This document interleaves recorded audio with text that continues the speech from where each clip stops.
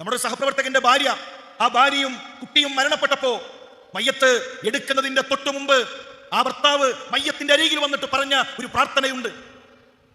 ആ മയ്യത്തിന്റെ അരികിൽ അദ്ദേഹം ഇങ്ങനെ നിന്നു, ആകാശങ്ങളിലേക്ക് കൈകൾ ഉയർത്തി. ആ സഹോദരി ചെയ്ത ഓരോ നന്മകളും ആ ഭർത്താവ് ഇങ്ങനെ എടുത്തു പറയാൻ.